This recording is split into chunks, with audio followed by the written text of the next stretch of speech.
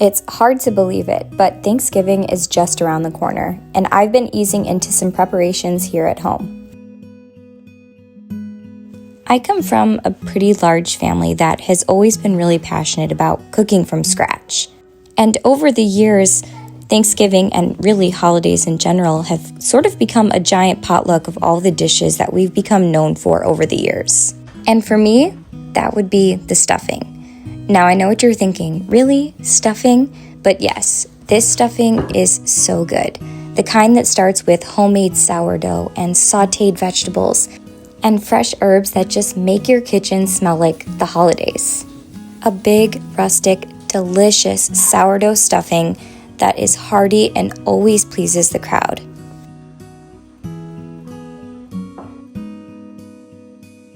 So today I thought it would be fun to bring you along as I go through the process of making it completely from scratch and settle into a quiet, cozy week getting ready for Thanksgiving.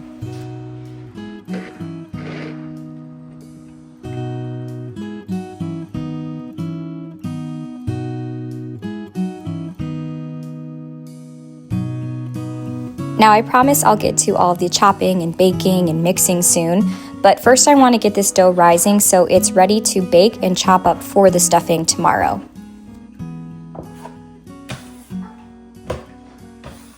The sourdough bread recipe that I use actually makes 2 loaves. So one I'll be chopping up to use to make the stuffing, and the other I'll just be bringing along to serve with dinner.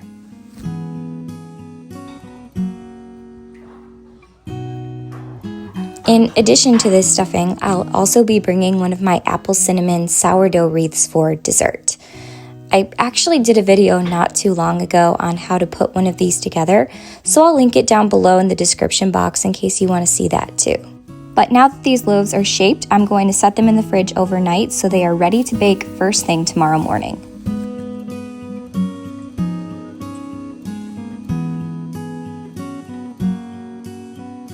I know I say this a lot, but I really do love this time of the year, when the kitchen starts to feel busy again and the whole house kind of shifts into holiday mode.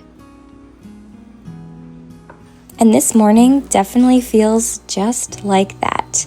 I have a lot of prep work ahead of me with baking the bread and making everything into the stuffing, but regardless of the hustle and bustle that comes along with this time of the year, I always make it a priority to start my mornings in the same slow way.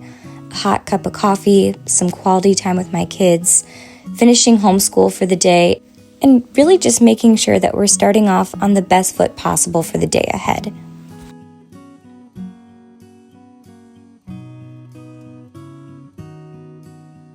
Coming from a big family, holidays are a big affair.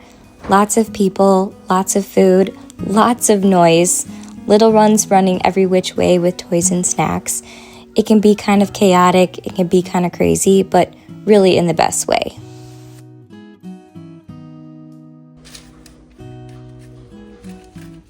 There really is no shortage of craziness that comes when you have a big family, but the food, especially coming from a family who likes to cook, is the best part of the holidays. And this stuffing really is a crowd pleaser. It always pleases both the adults and the little ones. I think we're up to 13 grandkids now between my kids and all of my brothers. And if it can please that many little mouths, I promise that your family will love it too. Now that the bread is finally ready, we can start on making the stuffing. The chopping of vegetables, the herbs, the broth, and all of the flavors that make the house smell like Thanksgiving. You want to start by slicing up your loaf and cutting it into about 1-inch cubes.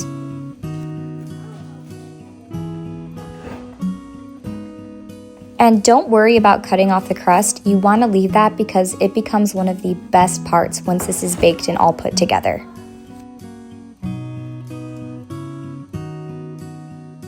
Once all of the bread is cut and cubed up, you want to toss it in 1 stick of melted butter, doing your best to make sure that each side is coated, so that way when you throw it in the oven to toast it, every piece gets crispy and golden and buttery and delicious.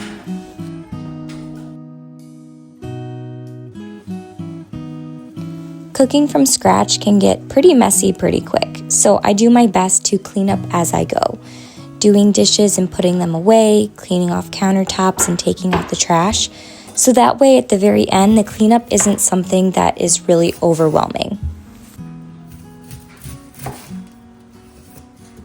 While the bread finishes toasting up in the oven, I'm going to get the broth and vegetable mixture all prepped and ready to go.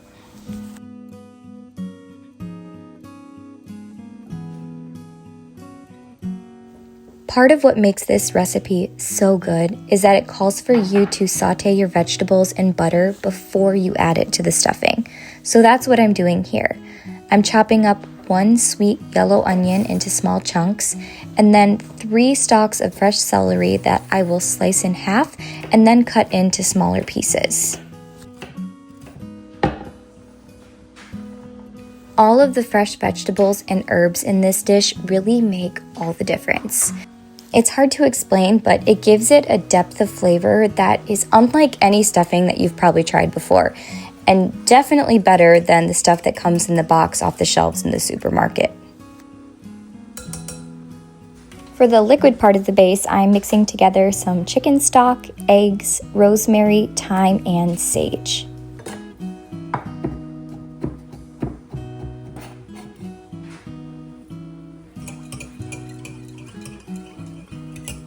Once you have all of your liquid ingredients prepped and put together, now is the time to add all of these sauteed vegetables to that mixture.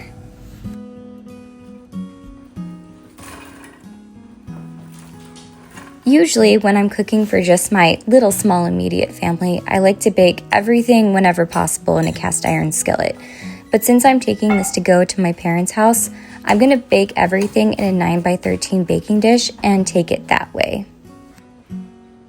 I have the oven preheated to 350 degrees, and I'm going to bake it until the top is nice and golden brown and crispy, which is usually around 35 to 40 minutes. When it comes out of the oven, oh my, it smells amazing. The herbs in this really do something special, and it just smells like Thanksgiving to me. If you want to try making this recipe for your own table, I'll go ahead and link the recipe in the description box below. My hope is that this gives you just a little bit of inspiration for Thanksgiving with your own family this year. And if you'd like to see more cozy homemaking and homemade recipes, I would love for you to subscribe and follow along here at Home on Hickory Lane.